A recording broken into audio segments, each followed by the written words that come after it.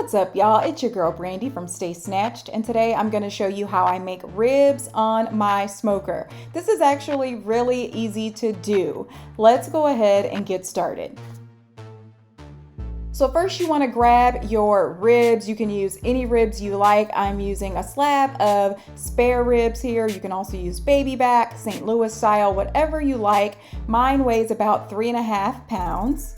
And then I'm gonna grab my dry rub along with some mustard. Check out the description box below for details for everything I'm using here. So first you wanna start by turning your ribs over with the bone side up, and we're gonna remove that membrane from the back of the ribs. This can be easy to do, this can be a little difficult to do. It's different for me every single time I grab a slab of ribs, but this is kind of the protective casing that's on the back. And you want to remove that so that we can get our rub to fully penetrate into the meat. And if you also keep that on, your ribs can be tough when you go to cook them, and you don't want that. So we've removed that, and now I'm drizzling that mustard over both sides of these ribs. These ribs are not going to taste like mustard. Mustard is just a great ingredient to use to get your dry rub to adhere to those ribs. If you don't want to use mustard, you can use butter, you can use olive oil, anything you like. So once I've got both sides covered, I'm gonna take my homemade dry rub and sprinkle it over the ribs. You can use any rub you like. You can use a pork rub. Again, details for everything I'm using in my homemade rub is waiting for you in the description box below.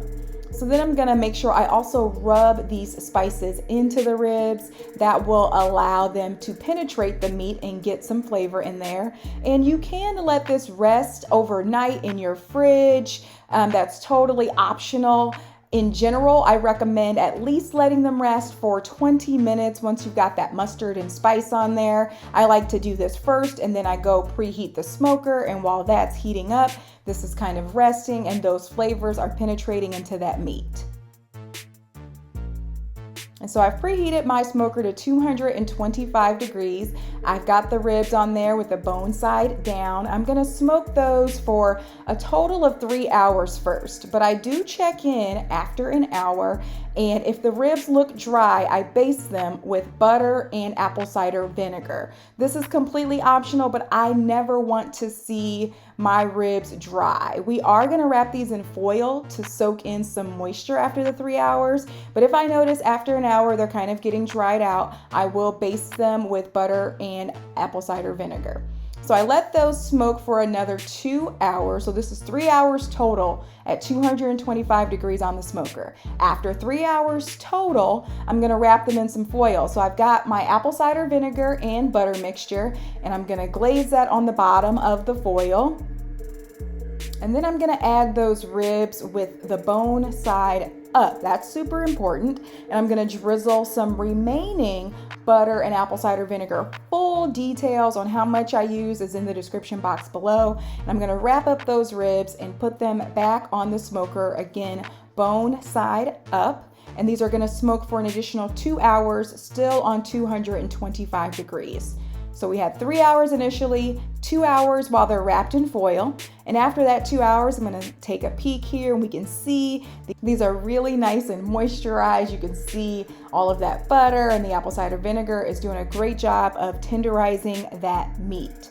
And so now I'm gonna remove these from the foil and put them back on the smoker. In general, you should only have to keep these on here for an additional hour. So that's 6 hours total on the smoker. So what I like to do is after I take them out of the foil, I put them back on for 30 minutes, still on 225 degrees, and then I add my barbecue sauce.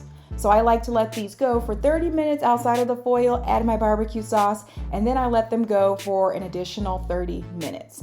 In general, you kind of just want to inspect your ribs. You don't need a time frame. If you like them really tender and fall off the bone, the longer the better. You'll definitely get tender ribs by using this 3 hours on the smoker uncovered, 2 hours covered, and then an additional uncovered. They're definitely going to be tender and juicy, but feel free to cook these for even longer than I typically do. Do whatever you like. And there you have it, tender smoked ribs.